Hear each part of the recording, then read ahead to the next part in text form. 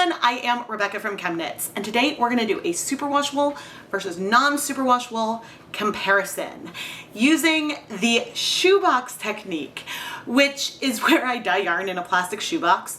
I will pour color on, let it sit, then add acid and move things around to blend the color. Now on a non-superwash yarn, colors strike slower, so we're likely to see a lot more blending and averaging of the colors we've added. Whereas with our superwash yarn, colors can start binding pretty quickly. So my hypothesis is we would see a lot more variation in there. And I do have some support for my hypothesis. I've done this kind of project before on roving using superwash and non-superwash, and that is consistent with the results I saw. It's just we didn't have superwash and non-superwash of the same line to remove more other variables that could be in there. Let's go peek at our yarn. The two yarns we are going to focus on today are a superwash and non-superwash version of the same yarn line. Knit Picks Wool of the Andes. Wool of the Andes worsted weight yarn is 100% Peruvian Highland wool, and then the superwash version is just superwash of Peruvian Highland wool. Although the superwash is just saying superwash wool. So I want to go check the website. The website also says superwash wool. So you know what? We'll leave it at that. But the thickness of the yarns are the same. They have the same number of yards per 100 grams. They're the same line from the same company, which makes it really good for doing a comparison. If I wanted to compare, say, Swish DK, which is 100% superwash merino wool, to another yarn, there are non-superwash DK weight yarns, but the mills could be different, the yardage could be different. There could be subtle differences that likely wouldn't make a huge impact on our results, but this is as similar as I can go for a superwash versus non-superwash comparison. And they're the same yarn bases I first used for this kind of video. Now I need to go and add zip ties to our yarn and pre-soak it. I'm going to pre-soak the yarn in plain tap water for at least an hour just to make sure everything is very well saturated. And I'm going to make sure to label the zip ties so that way I can tell the difference, because otherwise just looking or touching, I can't really tell the difference here. And in fact, I have a superwash and non-superwash in each hand. I'm over here and I can notice something that is consistent with my historical observations. The superwash wool is absorbing the water way faster than the non-superwash. And that is something that I have seen over the years. But anyway, I'm going to continue to let this pre-soak for at least an hour. We are going to focus on Caribbean Blue, Deep Magenta, and Pecan Brown. These are all dye stocks that I made with Dharma acid dyes. And the Pecan Brown is mixed at a 1% stock solution concentration, 1 gram of dye per 100 milliliters. The pink and blue are mixed at a 0.5% stock solution concentration, or 1/2 gram of dye per 100 milliliters. I'm going to pre-measure out our colors using 100 milliliters of each color for each bin that we are dyeing. This means that in each of our containers we will have 1/2 gram of Caribbean Blue and Deep Magenta and 1 gram of Pecan Brown. All right, we have our two shoe boxes. We are going to do brown in the middle, pink at an end, blue at the top. And I do remember that the order that we do things does make some difference in how the colors turn out, but we're not going to worry about that. Okay, I'm going to add our superwash yarns. Which way do I want to do this? I guess I want the zip ties away from me. Our superwash yarns in this one container. I will readjust the scrunch. Man, these worsted weight yarns take up more space than corresponding fingering weight yarn. Maybe they're a bit fluffier. I don't know. Okay, adding this in. Maybe I will regret the side I have these ties, But the reason why I sort of added it in the way I did is that we don't want part of the yarn underneath it. We have one end of the yarn here, one end here, and then the yarn kind of goes up and down throughout the container. Now, one big observation I can make immediately is that our non-superwash yarn looks darker. The superwash is a little bit more white, and so that is a comparison we can make right away. Now, I do need to make sure that these dyes are in the same order, Rebecca. But let's go ahead and add them in. There is no acid in either shoebox, and I should have added that each shoebox had 8 cups of water.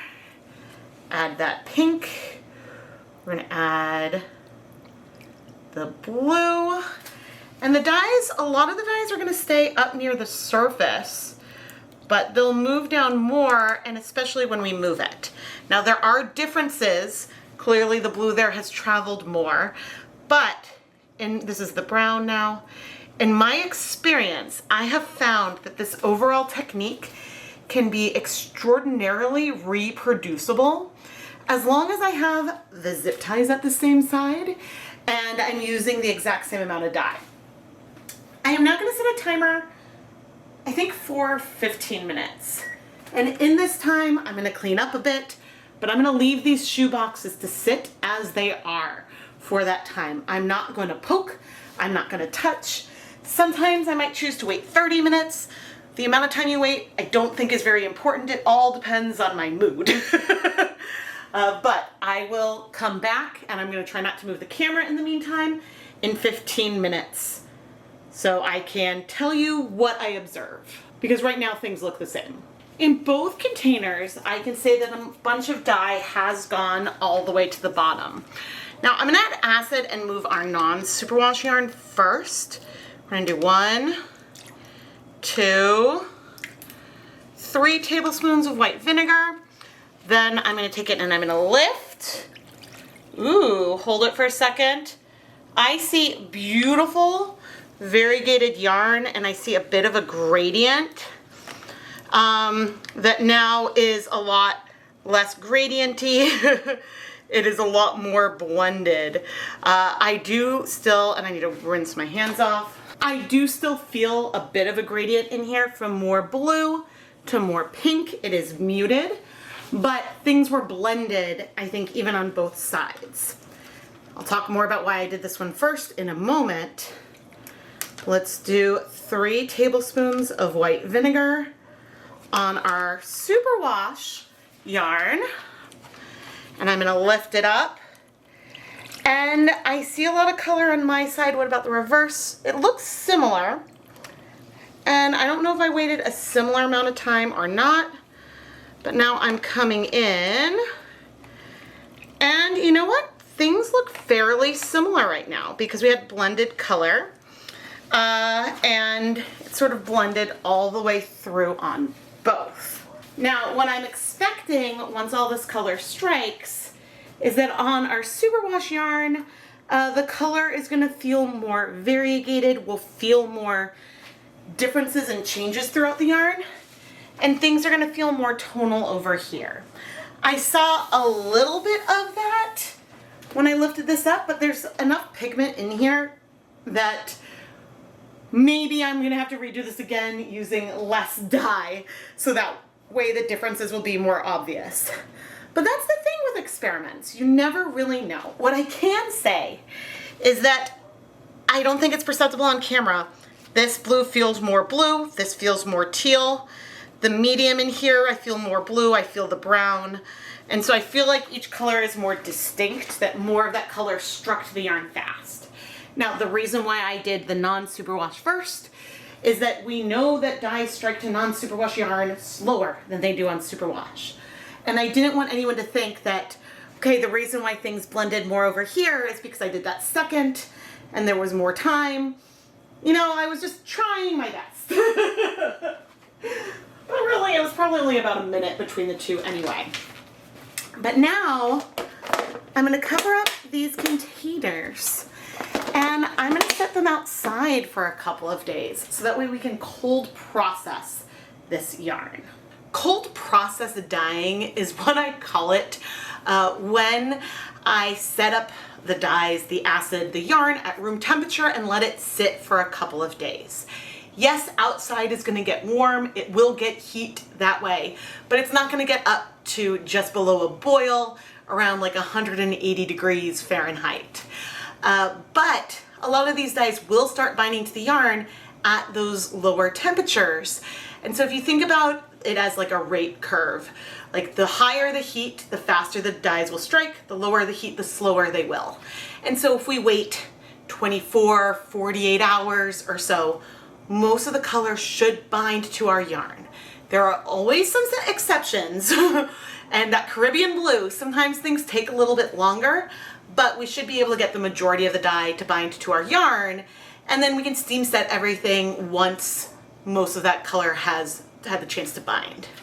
This is a kind of technique that is useful if you are like me and you have limited heat sources, and so I can only heat a handful of yarns at a time, and it allows me to set up more projects, and then on an editing day I can deal with all the steam setting. So it works for me.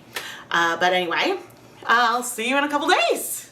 It has been 3 days and I'm wanting to check in because I saw some things after just 24 hours that I thought were worth chatting about. Now, this is our superwash yarn, and if I pick it up right now, you're gonna see the dye bath is not 100% clear. There's a little bit of blue left, but it's mostly clear, and we definitely have, ooh, it's a little warm too, some variation of our colors there. Now, as for our non-superwash yarn, I can see without picking it up, we have a ton more dye left.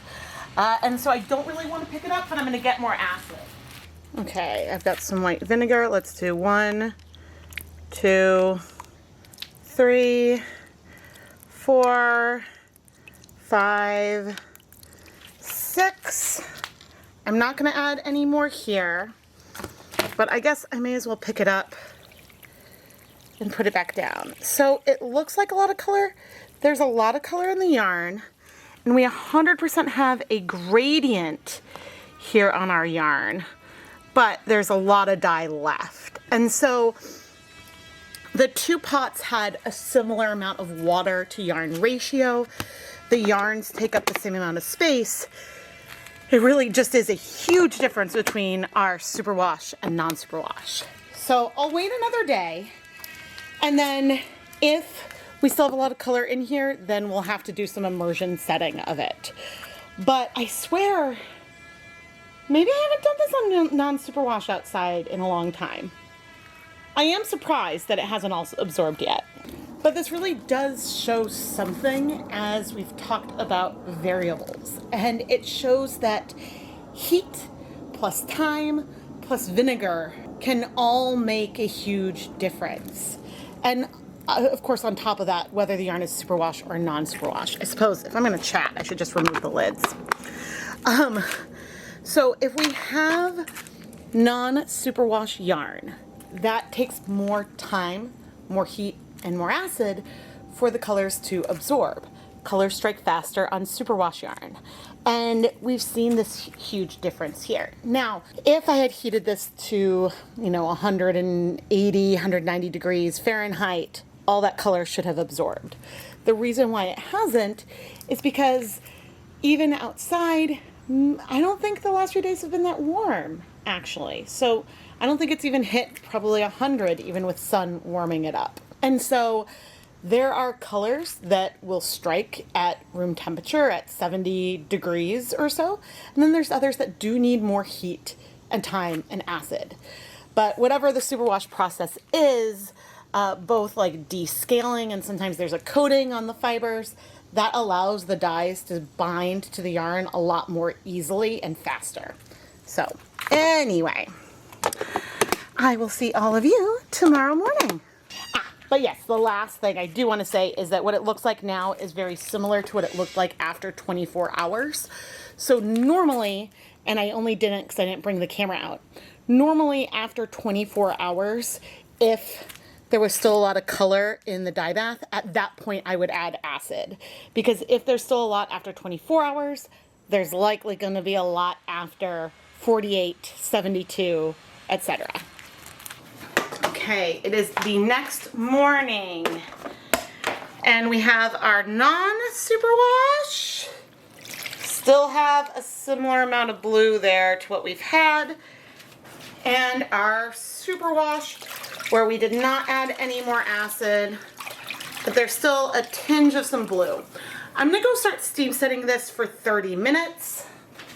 And then just for knowledge sake, here is a skein of Knit Pick Stroll fingering weight yarn. This yarn is 75% superwash merino wool, 25% nylon. And I'm popping it in to this little bit of blue that was left. There's maybe a hint more. It's soaked up most of what was there just to show how little color was in there. And then what I'm going to do is I'm actually going to dump this. I know I could have left the yarn in there longer, but I'm going to remove, and I know I should be wearing gloves.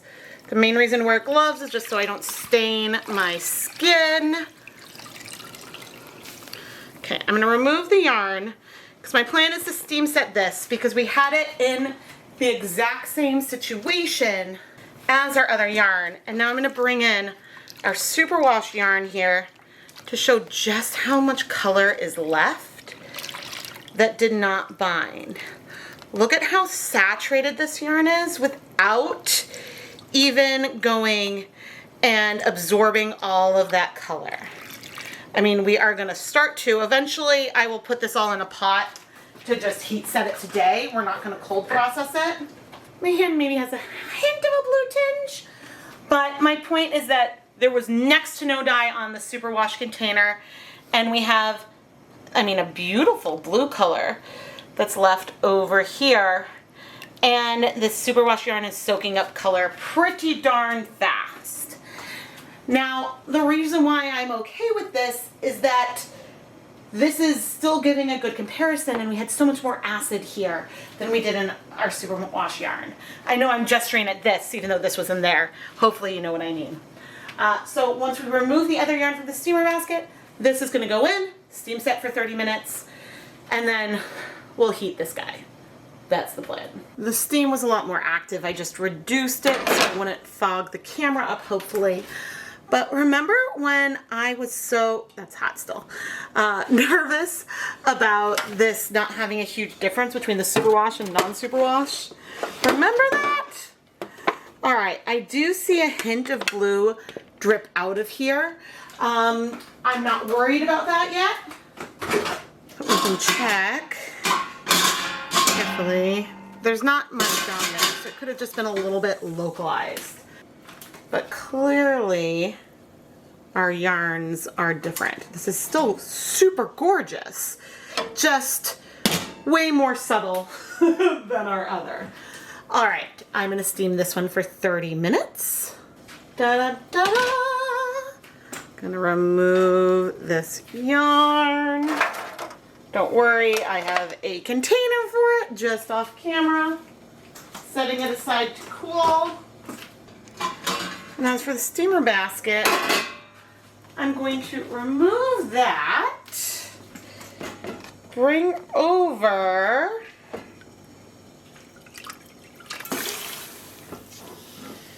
this yarn that we started dyeing, and a lot of the color is in fact in our yarn.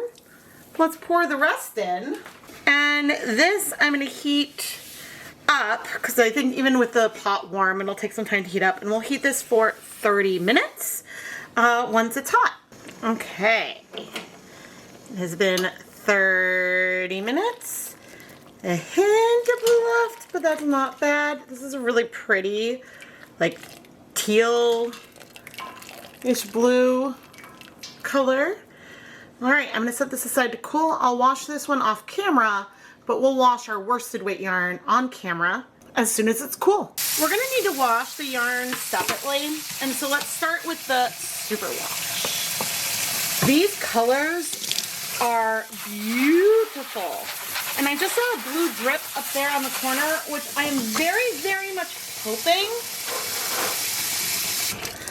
is the result of the blue dish soap I added and not the yarn being a massive bleeder.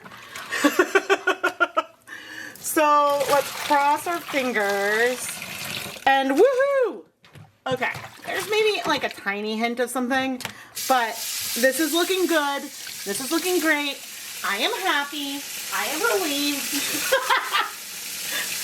Maybe I was just working on a separate video that had yarn that was a bit of a bleeder, and so that is why I'm thinking the way I am. But we are not bleeding here. This is great. I'm going to finish rinsing out the soap, and we'll go for the non-superwash yarn. Non-superwash time. Now, I do want to be very careful with our non-superwash yarn, just because it is a feltable yarn, but though I'm yet to, actually that's not true. The only time I've really felted wool of the Andes was one time when I tried dyeing the wool yarn, and there's no bleeding, with RIT, dye more synthetic. And so I had wool, I had acrylic, I had a lot of things in that pot. The wool yarn bled and bled and bled and bled and bled, and I could not get it to run clear. And I effectively ruined that yarn because the number of times I went in to wash and rinse was a little bit insane. And I think I was not as gentle as I am these days. You know what this combination looks like to me? A little bit like Twilight Gray. Not entirely, but a little bit. Because we added brown, right? It is so, so pretty. I need to use brown as a mixer for colors more often because this is so pretty. But anyway, into the spin dryer we go, and that bonus skein I'm going to just wash quickly off camera.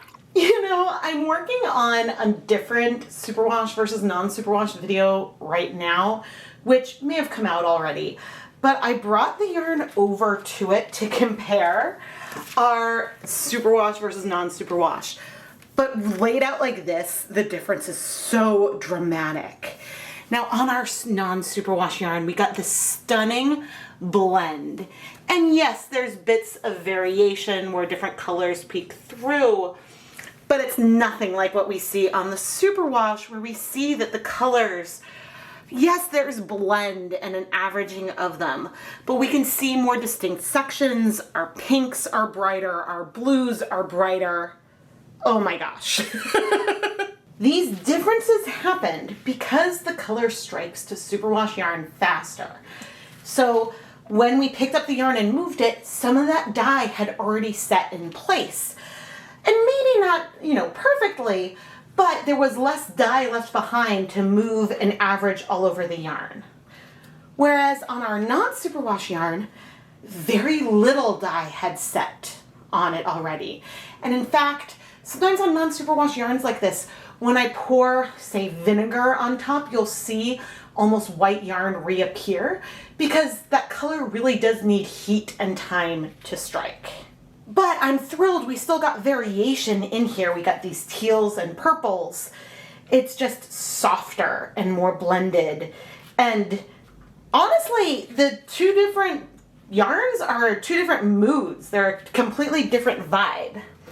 Now, there was one other pretty big difference between the two.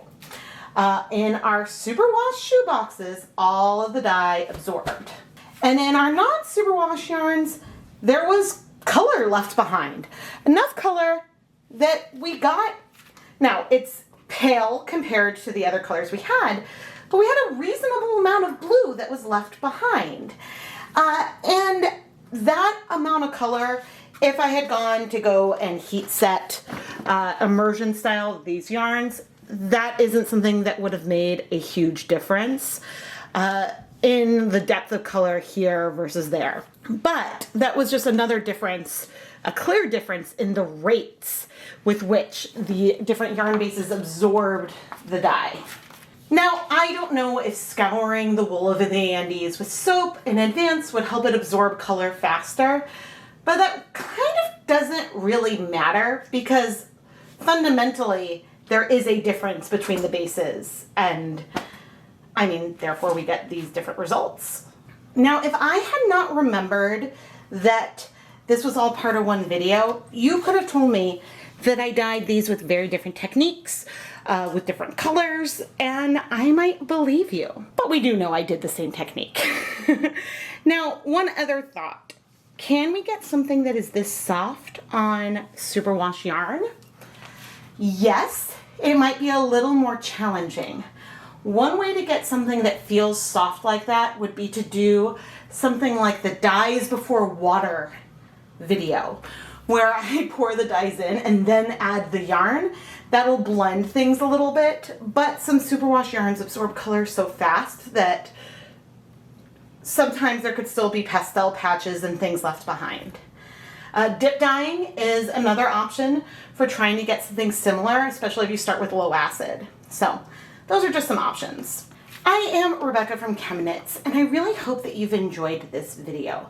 I love to play around with different techniques and do things that highlight the difference between simple variables that can dramatically affect the results you get. Now, the results between superwash versus non-superwash yarn are not always this dramatic. I picked a technique that I had a feeling would be fairly dramatic because it played into the rates that the dyes bind to the yarn. And so now I have to ask, do you want more superwash and non-superwash comparisons?